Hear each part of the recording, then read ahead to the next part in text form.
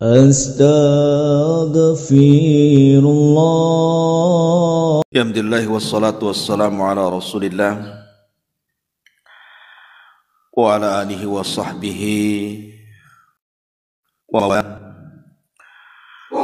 la hawla wa la quwata illa billahi wa ba'du. Alhamdulillah, di pagi hari ini kita bisa melanjutkan kajian kita, masih membahas tentang sirah a'lamil huda. Maka pagi hari ini kita akan berkisah seorang tabi'in, bahkan termasuk kibar at-tabi'in, Abu Muslim Al-Khawlani. Siapa Abu Muslim Al-Khawlani? Namanya bukan Abu Muslim Al-Khawlani, tetapi Abdullah ibn Thuwab. Abdullah ibn Thuwab. Abdullah ibn Thuwab, dia adalah berasal dari negeri yang sangat diberkahi, negeri Yaman. Karena Nabi SAW bersabda, Allahumma, ataupun al-ilmu yamani wal barakatu yamaniyah. Ilmu itu ada di Yaman dan keberkahan itu ada di Yaman. Dan banyak para sahabat yang diutus di Yaman. Salah satunya Ali radhiyallahu anhu. Dia sebenarnya masuk Islam ketika Nabi SAW hidup.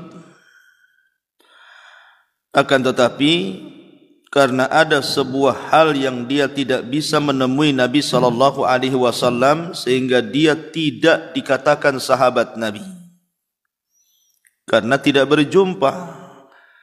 Sementara definisi sahabat itu, man laqiyan nabiyya sallallahu alaihi wasallam mu'minan bihi wa mata 'alal islam walau takhallalatir riddah. Kata Imam Ibnu Hajar di dalam kitabnya,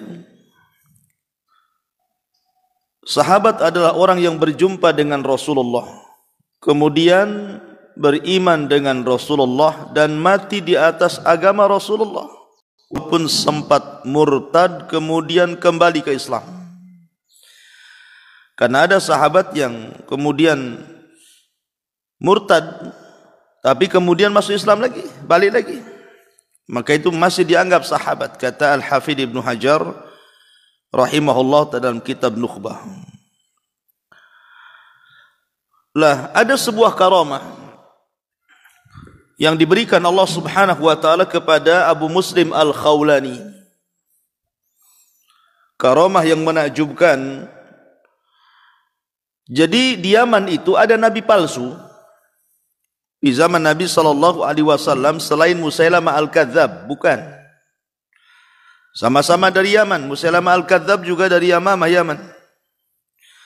Tapi ini yang nabi palsu namanya Al-Aswad Al-Ansi. Bukan Ustaz Aswad ya.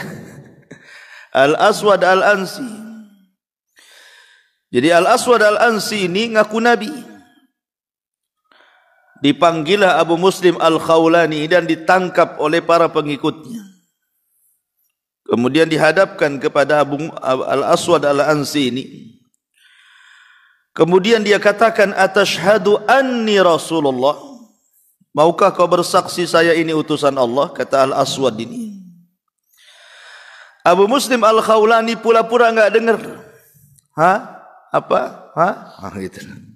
Pura-pura enggak dengar. Atashhadu anni Nabi Allah, apakah kau bersaksi, mau bersaksi saya Nabi Allah? Apa itu? Pura-pura enggak dengar, budak. Ya. Marahlah Al-Aswad Al-Ansi ini. Akhirnya kemudian dia meminta agar pengikutnya mengumpulkan kayu bakar sebanyak-banyaknya. Dikumpulkan tuh kayu bakar itu. Setelah kemudian terkumpul kayu bakar, dibakar kayu itu, menggunung apinya. Maka Abu Muslim kemudian dilempar ke dalam api itu. Persis seperti kisahnya Ibrahim. Ketika Namrud kemudian marah gara-gara Ibrahim menghancurkan Tuhan-Tuhannya, apa yang terjadi? Namrud membakar Ibrahim. Apa yang dialami Abu Muslim Al-Khawlani itu persis seperti Nabi Ibrahim, dimasukkan ke dalam api. Subhanallah, la yadhurruhu syai'un. Api itu tidak memadaratkan Abu Muslim sedikit pun. Persis seperti Allah mengatakan kepada Ibrahim, "Qul ya naru kuni bardan wa salaman ala Ibrahim." Katakan ya api, dinginlah, selamatkan nabimu Ibrahim. Lah ketika kemudian Abu Muslim dimasukkan ke dalam api, ini bukan sulap, bukan sihir, ini karamah. Karena keanehan di dunia ini ada 3. Pertama, mukjizat yang diberikan kepada para nabi dan rasul. Yang kedua, karamah diberikan kepada aulia Allah. Dan juga sihir yang diberikan kepada para dukun paranormal, para bomo dan yang sejenisnya. Jadi Abu Muslim Al-Khawlani akhirnya ketika selamat dari api itu, Al-Aswad Al-Ansi ketakutan. Kenapa? Dia sendiri belum tentu hidup kalau masuk ke api itu. Padahal dia seorang nabi, ngaku nabi. Jangan-jangan kalau dia masuk kosong kan gitu. Nabi palsu. Ya. Ketakutan tuh. Karena ketakutan bukan hanya ketakutan kepada Abu Muslim, tapi khawatir Abu Muslim mempengaruhi pengikutnya. Akhirnya kemudian dia pun diusir dari Yaman. Maka akhirnya kemudian keluarlah Abu Muslim Al-Khawlani ini menuju Madinah. Maksudnya ingin berjumpa dengan Nabi. Tetapi ketika kemudian dia ingin berjumpa dengan Rasulullah, Allah takdirkan dalam perjalanan belum sampai Madinah Rasul meninggal. Karena perjalanan dari Yaman ke Madinah cukup jauh kan, jalan kaki. Rupanya Rasul meninggal dunia. Sehingga ketika sampai di Madinah Rasul sudah tidak ada. Ya. Tetapi ketika itu dia berjumpa dengan Umar ibn Khattab. Dan ketika itu pemerintahan di tangan Abu Bakar Siddiq radhiyallahu an.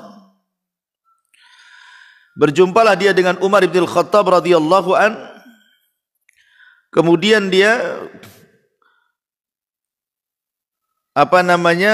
setelah berjumpa dengan Umar itu seorang muhaddas. Punya firasat kuat, muhaddas itu. Makanya Rasul mengatakan kalau ada Nabi sepeninggalku, Umarlah orangnya. Karena Umar itu punya firasat yang sangat tajam. Lah ketika ditanya, saya mendengar bahwa ada di Yaman. Ya ketika ditanya siapa namamu, nama saya Abdullah ibn Thuwab. Dia tidak kenalan dengan kunyahnya karena yang sampai di kota Madinah itu kunyahnya. Sama dengan saya Abu Hurairah, nggak tahu orang itu nama saya. Aslinya siapa gitu ya. Jadi yang dikenal karamah yang sampai kepada sahabat Rasul yang ada di Madinah termasuk kepada telinga Umar dan Abu Bakar itu namanya Abu Muslim Al-Khawlani. Jadi ketika terjadi pembakaran itu menyebar beritanya. Ada orang sakti gitu ya. Dan itulah wali Allah. Kenapa? Karena dia adalah tabi'in jalil. Makanya Imam Syafi'i rahimahullahu ta'ala menukilkan perkataan Imam Lais ibn Sa'ad, "Idza ra'aita ar-rajula tatiru fil hawa wa tamshi 'alal ma." Kalau engkau melihat seorang laki-laki yang berpenampilan agama kok bisa terbang kemudian berjalan di air, fangdur ila amalihi, lihat amalannya. In wafaqal Qur'ana wa sunnah fahuwa waliyullah. Kalau memang amalnya sesuai dengan Al-Quran dan Sunnah, maka dia wali Allah. Wa illam yakun fa innahu waliyus syaitan.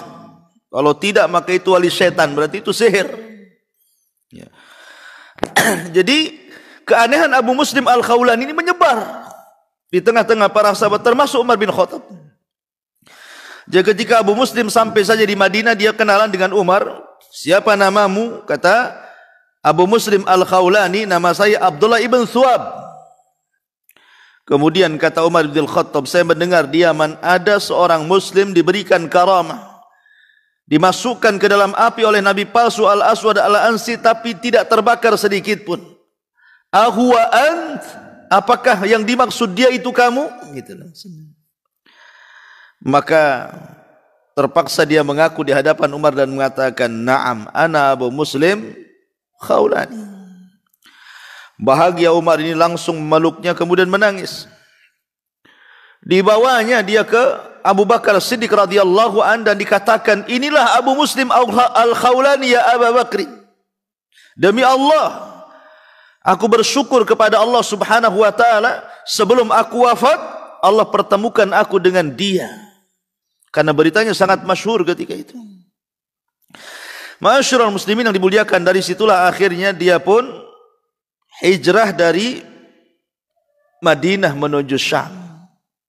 Tanahnya para nabi, tanahnya para rasul, tanahnya para sahabat rasul, tanahnya terlahir para ulama-ulama dunia dan kitab-kitab dunia. Tanah Syam yang Nabi SAW sabdakan, Allahumma barik li Syamina, Allahumma barik li Syamina, Allahumma barik li Syamina, Allahumma barik li Yamanina. Ya Allah, berkahi negeri Syam, berkahi negeri Syam, berkahi negeri Syam, dan berkahi negeri Yaman. Dia berasal dari negeri yang diberkahi, hijrah ke negeri yang diberkahi. Dua-duanya berkah. Maka dia tinggal di Syam dan dia pun berjihad, dan dia lebih banyak jihad. Kemudian juga dia orangnya zuhud, wara, ahli ibadah, ahli zikir, ahli puasa, dan sangat dihormati, termasuk mukri'ud Dimasqi ataupun mukri'us Syam, orang yang mengajarkan Al-Quran di Damaskus di Syam. Ma'asyiral muslimin yang dimuliakan Allah Azza wa Jalla, dia berguru kepada Umar ibn al-Khattab, kepada Abu Ubaidah ibn al-Jarrah, dan dua-duanya adalah satu di antara sahabat dari 10 sahabat yang dijanjikan masuk surga, Umar dan Abu Ubaidah. Kemudian Mu'ad bin Jabal, orang yang paling pakar halal dan haram. Kemudian Ubadah bin Samit, pakarnya Quran. Kemudian Auf bin Malik dan Abu Dzar Al-Ghifari. Ini guru-gurunya. Ya. Makanya kalau guru-gurunya sekelas Umar, Abu Ubaidah, Mu'ad, Ubadah bin Samit, Auf bin Malik, Abi Dzar Al-Ghifari, ya tentu jadi orang lah kan gitu ya. Jadi sudah orang, jadi orang lagi gitu ya. Artinya lebih mulia lagi. Kemudian di antara murid-muridnya adalah Abu Idris Al-Khawlani. Kemudian Atha Al-Khurasani. Kemudian Syarahbil ibn Muslim. Kemudian Atiyah ibn Qais, termasuk Abu Kilabah. Ini kisah Abu Kilabah nanti menarik. Kisah Abu Kilabah nanti kita ceritakan, sangat menarik. Abu Kilabah Al-Jarmi, Muhammad ibn Ziyad Al-Hani, Umar ibn Hani, Al-Ambasi, Yunus ibn Masirah, dan Makhul, dan yang lainnya. Taib, sebelum kita masuk ke kisah beliau, saya ingin sebutkan beberapa pujian para ulama. Berkata Yahya ibn Ma'in, Abu Muslim Al-Khawlani thiqatun. Abu Muslim Al-Khawlani orangnya thiqah. Kemudian Imam Bukhari mengatakan qari'u ahli Syam. Dia adalah qari'nya penduduk Syam, pakarnya Al-Quran dari penduduk Syam, karena dia yang mengajarkan Quran di Syam.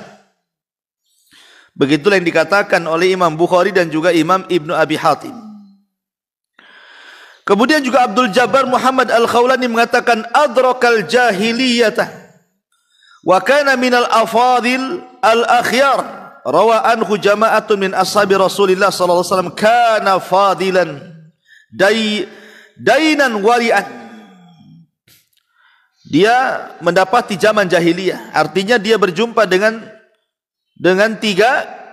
tiga manusia, sahabat-sahabat besar, sahabat-sahabat kecil, tabiin besar. Jadi dia melihat kondisi perubahan dari satu ke keadaan berikutnya.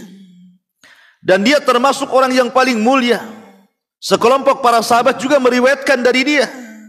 Dan dia orang yang sangat mulia, beragama dan wara'. Dan Imam Malik ibn Dinar mengatakan hadza hakimun hadil ummah, bahkan dia qadhinya, hakimnya umat ini.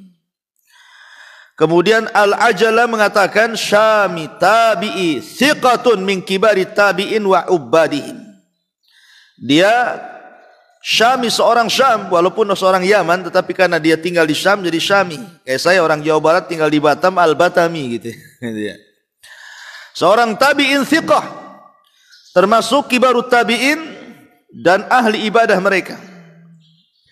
Dan yang terakhir Ibnu Hajar Al-Asqalani mengatakan Abu Muslim Al-Khawlani az-zahidu thiqatun abid radhiyallahu an. Abu Muslim Al-Khawlani orangnya zuhud, thiqah dan ahli ibadah. Baik. Ma'asyiral muslimin yang dimuliakan Allah Subhanahu wa taala. Abu Muslim Al-Khawlani dikenal orangnya suka puasa Daud, selalu puasa. Bahkan dalam posisi sedang berjihad puasa dia. Dalam posisi sedang panas-panasnya cuaca, karena kita tahu cuaca di sana kan berbeda dengan sini. Terik-teriknya matahari dan sedang berjihad, dia tetap puasa.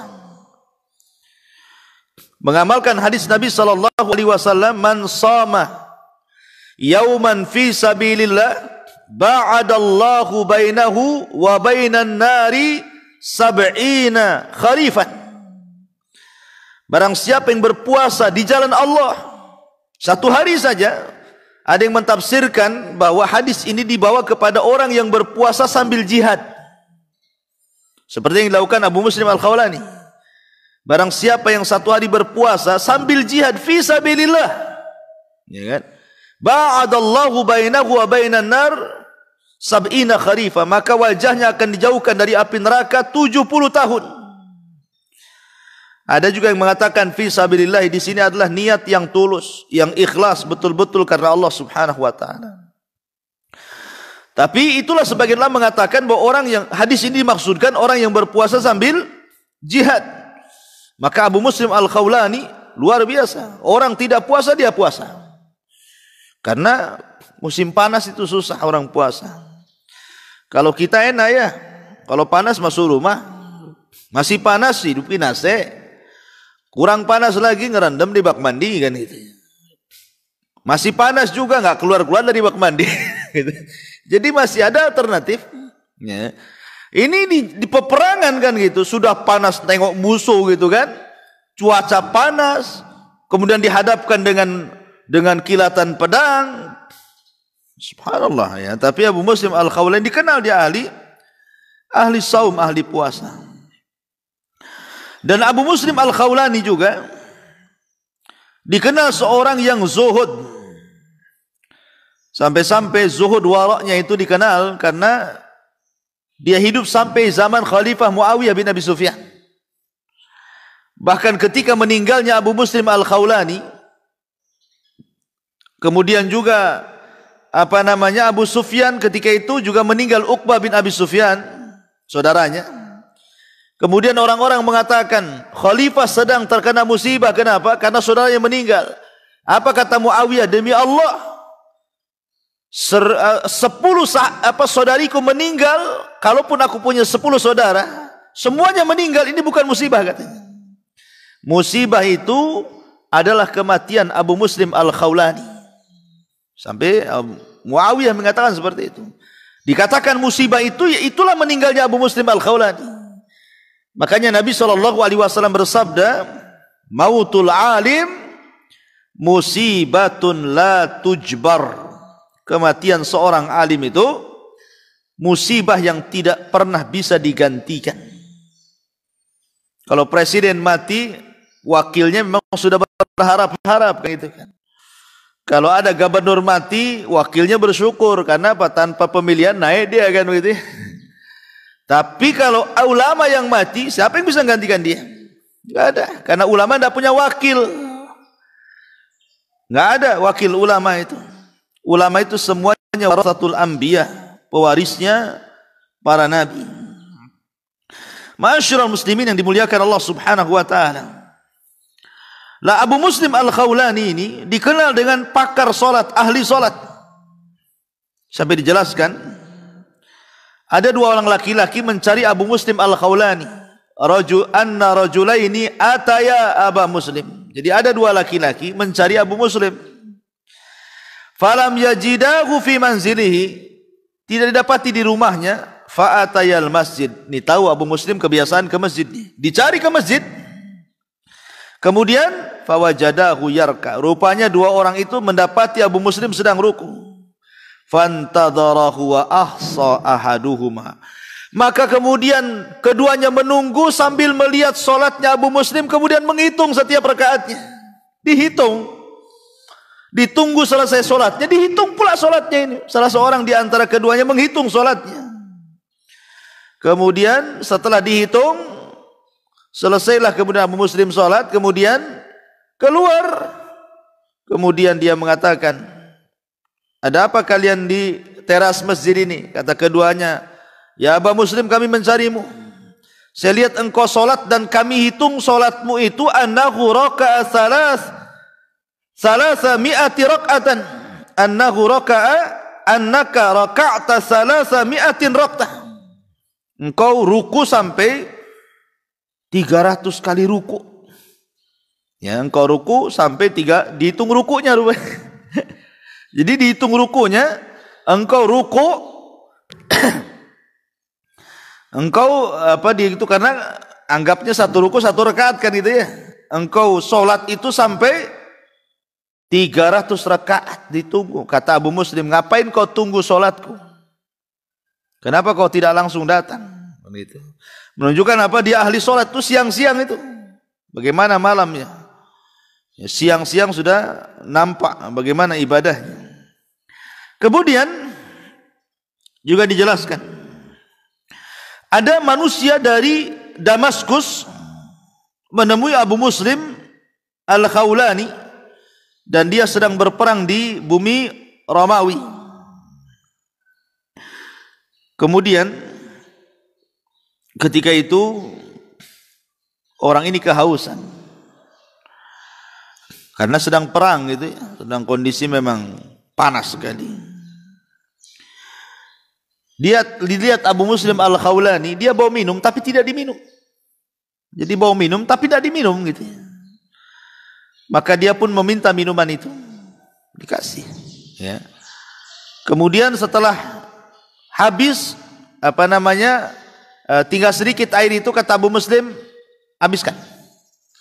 Kemudian ditanya, lah kamu nanti gimana? Maka dia mengatakan, tidak, aku sedang puasa. Kemudian orang-orang pun mengatakan, ma hamalaka 'ala siyam wa anta musafir. Kok bisa kamu puasa sementara kau sedang safar? Qala, dia mengatakan, lau hadara qitalun la aftartu wa la tahayyatu lahu wa taqaitu innal khayla la tajril ghayati wahanu badani. Kita kan belum perang, musuh masih jauh katanya, maka saya puasa. Jadi kalau seandainya nanti musuh sudah dekat baru saya batalkan katanya. Kami saja ternyata tidak jadi perang kan gitu ya. Sudah hadap-hadapan rupanya ada perdamaian lah kan gitu, ada gencatan senjata kan, tidak tahu.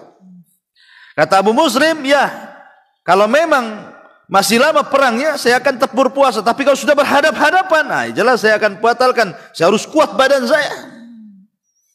Ya, jadi lihat bagaimana usaha ke situ, ada alternatif gitu ya. Kalau nggak jadi perang kan dia tetap puasa, dapat amalan yang lain.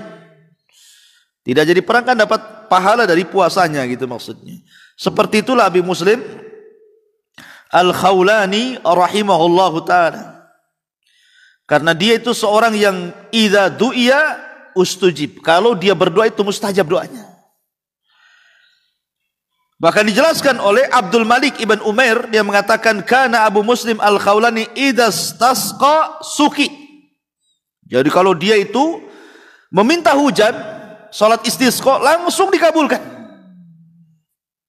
Langsung dikabulkan. Doanya mustajab.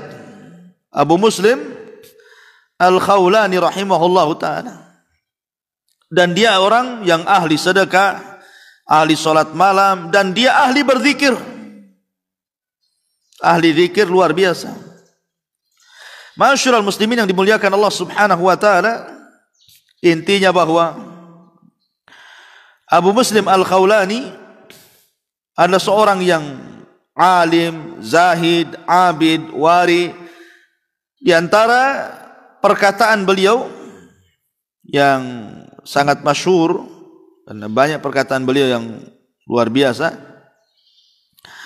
beliau mengatakan, di antara perkataan Abu Muslim al-Khawlani ini,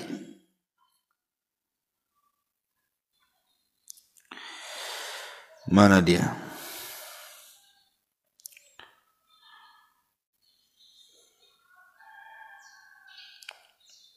Oh, afwan, sudah terhapus. Ya. Jadi tidak jadi dikatakan. Intinya bahwa beliau seorang tabi'un jalil dan beliau meninggal di kota Syam dan beliau dikuburkan di sana. Dan Al-Hafidh Abul Qasim ataupun Ibnu Asakir menjelaskan bahwa dia wafatnya di negeri Rum. Ada yang mengatakan di negeri Rum, di negeri Romawi, karena ketika itu kehidupannya adalah disibukkan dengan apa? Dengan peperangan melawan Romawi. Ya. Dan dia dipuji kematiannya oleh Muawiyah bin Abi Sufyan. Wallahu alam. Walaupun ada khilaf di mana dia dikuburkan, tapi itu yang sangat masyhur. Beliau dikuburkan di Rum. Subhanakallah bihamdika asyhadu an la ilaha illa anta astaghfiruka wa atubu ilaik. Allahu ta'ala. Assalamualaikum warahmatullahi wabarakatuh.